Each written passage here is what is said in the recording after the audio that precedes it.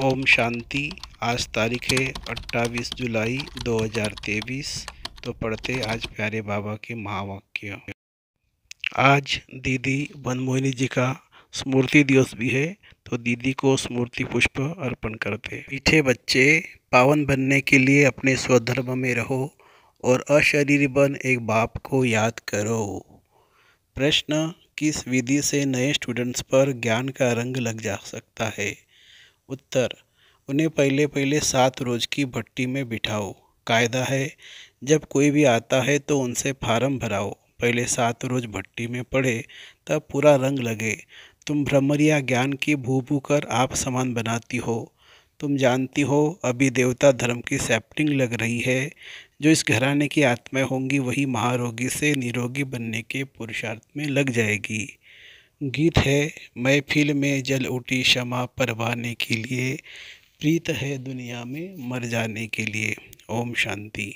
बच्चों को ओम शांति का अर्थ समझाया हुआ है। ओम अर्थात अहम। अहम कौन? आत्मा और मेरा शरीर। कर्मेंद्रियों आत्मा का स्वधर्म है कि साइलेंस। आत्मा किसकी संतान है? कहेंगे परमपिता परमात्मा की। वह भी साइलेंस है। आत्मा साइलेंस वर्ड शांति धाम में रहती है, फिर पाठ बजाने टॉकी वर्ड में आती है। अब बेहद का बाप कहते हैं, बच्चे अपने स्वधर्म में रहो, अशरीरी होकर बैठो, बाप को याद करो। उस बाप को क्षमा भी कहते हैं। अब यह है महफिल पतित मनुष्यों की। इस समय यह पतित दुनिया है, मनुष्य मात्र पतित है। समझाया गया है, सतयुग में भारत पावन था। ग्रस्त धर्म कहा जाता है जिसको सुखधाम कहते हैं। भारत पावन था, अभी पतित है, दुखधाम है। ये चक्र फिरता रहता है। अब यह है कल्याणकारी संगम युग, जबकि पतित मनुष्य सृष्टि पर बाप को पतित मनुष्य सृष्टि पर बाप को आना पड़ता है। पतित मनुष्य सृष्टि को पावन बनाने के लिए पुरानी दुनिया से नई दुनिया बाप रास्ता ही बनाते हैं, जिसको परमपिता परमात्मा कहा जाता है। सब भक्तों को भगवान एक है, सब भक्तों का भगवान एक है। तो बाप कहते, मुझे भी पतित दुनिया पतित शरीर में आना पड़ता है। परम धाम से एक ही बार आता हूँ, भारत को पावन दैवी राज्य बनाने। इस वर्ड की हिस्ट्री जाग्रफी को कोई नहीं जानते हैं, क्योंकि सब नास्तिक है, एक भी आस्तिक मनुष्य नहीं है। बाप को न जानने के कारण निधन के बंद पड़े हैं, आपस में लड़ते झगड़ते रहते हैं। घर घर में कितनी अशांति है। सतयुग आदि में इन ऑलमाइटी अथॉरिटी देवी देवता का राज्य था, सुखधाम था, फिर दुखधाम कैसे बना ये कोई नहीं जानते हैं। ज्ञान है ब्रह्मा का दिन, भक्ति है ब्रह्मा की रात। सन्यासी लोग कहते हैं ज्ञान भक्ति और वैराग्य, वह तो घर बार छोड़ जंगलों में चले गए। वैराग्य आ जाता है, वह है रजोगुनी संन्यास, यह सतो प्रधान संन्यास। इस पाप आत्माओं की दुनिया में एक भी पुण्य आत्मा नहीं है। तो यह खेल सारा भारत पर है। भारत सोने की चिड़िया था। भारत में सोना और हीरे बहुत अथाह थे।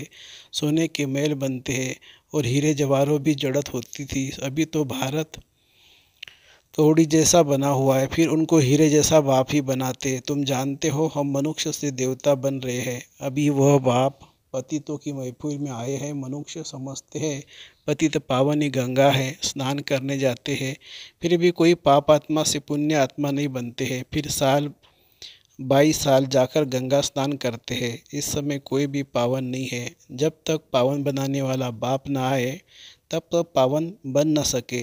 पावन बनाते गीता का भगवान, पावन बनाते गीता का भगवान। वह भगवान तो सभी आत्माओं का बाप एक ही है।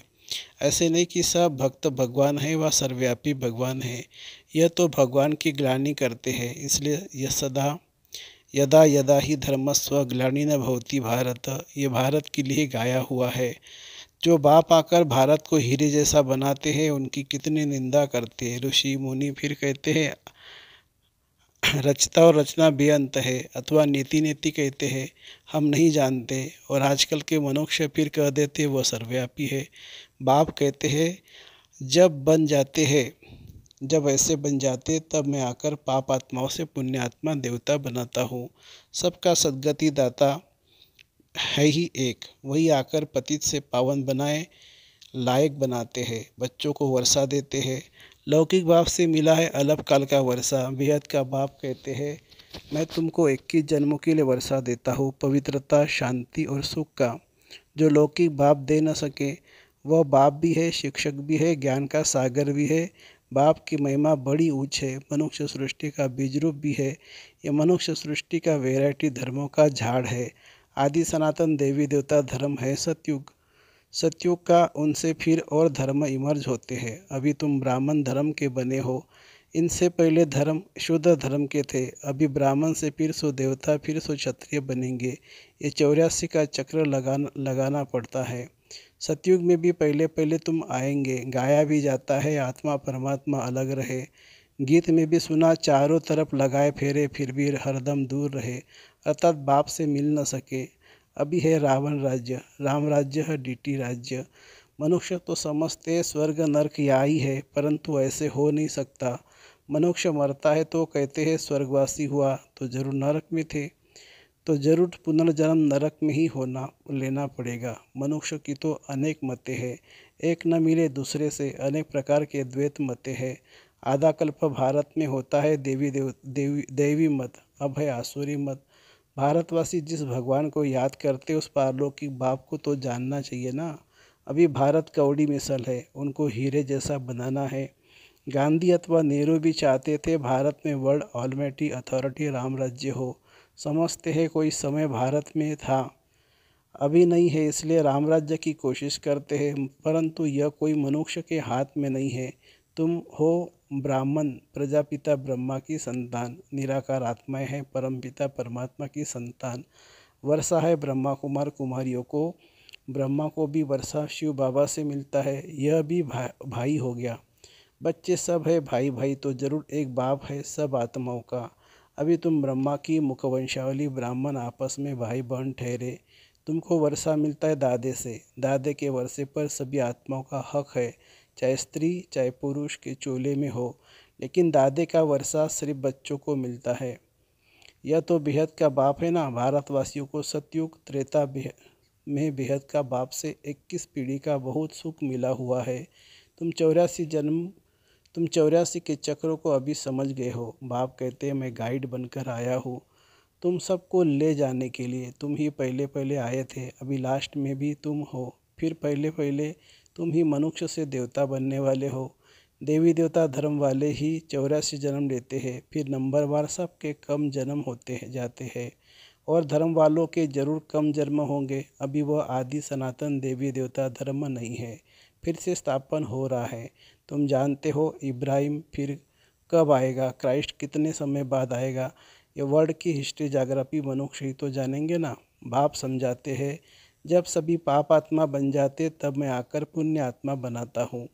जो कल्प पहले बने थे उनकी सैपलिंग लगा रहा हूँ। सतयुग में था ही एक धर्म, अभी तो कलयुग में अनेक धर्म है। पतित आत्माओं की महफिल है।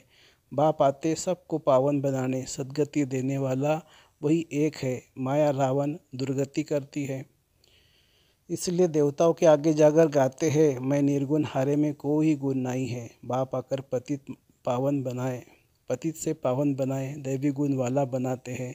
अभी तुम दैवी गुण धारण करते जाते हो, फिर भारत में देवी राज्य बन जाएगा। अब यह दुनिया बदल रही है। तुम हो बेहद के सन्यासी, उन्हों का है हद का वैराग्य, यह है बेहद का वैराग्य। तुम सारी पुरानी सृष्टि को भूल अपने बाप को याद कर वर्षा लेते हो।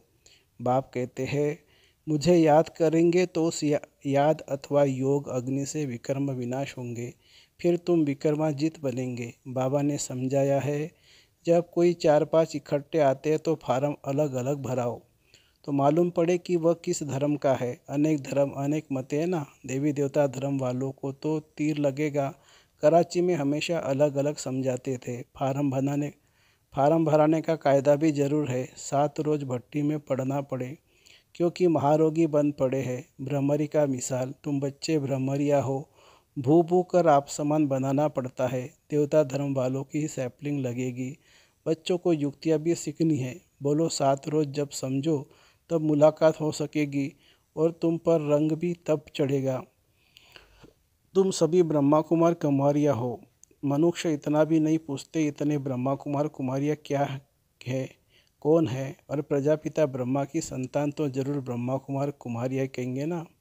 क्रिमिनल असॉल्ट हो न सके। यह राजयोग गॉड फादरली यूनिवर्सिटी। भगवान उवाच, मैं तुमको राजाओं का राजा बनाता हूँ। अच्छा, मीठे मीठे सिखिलदे बच्चों प्रति माता पिता बाप दादा का याद प्यार और गुड मॉर्निंग। रूहानी बाप की रूहानी बच्चों को नमस्ते। हम रूहानी बच्चों की रूहानी माता पिता बाप दादा को याद प्यार और नमस्ते बाबा नमस्ते। धारणा के लिए मुख्य सार। विक्रमाजित बनने के लिए सारी पुरानी दुनिया से बेहद का वैराग्य कर इसे भूल एक बाप की याद में रहना है। दूसरी पॉइंट, भ्रमरी मिसल ज्ञान रंग लगाने की सेवा करनी है। युक्ति से महारोगियों को निरोगी नास्तिक से आस्तिक बनाना है। वरदान, सदा साक्षी स्थिति में स्थित रह निर्लेप अवस्था का अनुभव करने वाले सहज योगी भव। जो देह के संबंध देह से साक्षी अर्थात न्यारे है, वह इस पुरानी दुनिया से भी साक्षी हो जाते हैं। वे संपर्क में आते हुए देखते हुए भी सदा न्यारे और प्यारे रहते हैं। यह स्टेज है ही सहज योगी का अनुभव कराती है। इसी को कहते साथ में रहते हुए भी निर्लेप। आत्मा निर्लेप नहीं है, लेकिन आत्म अभिमानी स्टेज निर्लेप अर्थात माया के लेप व आकर्षण से परे है। इस अवस्था में रहने वाले माया के वार से बच जाते हैं। स्लोगन है, शुभ भावना और शुभ कामना द्वारा सूक्ष्म सेवा करने वाले ही महान आत्मा है। फिर मातेश्वरी जी के महावाक्य है, परमात्मा एक है, बाकी सर्व मनुष्य आत्माएं हैं। अब यह तो सारी दुनिया जानती है कि परमात्मा एक है, वो सर्वशक्तिवान है, जानी जाननहार है। ऐसे तो सारी दुनिया खुद भी कहती है, हम परमात्मा की संतान हैं।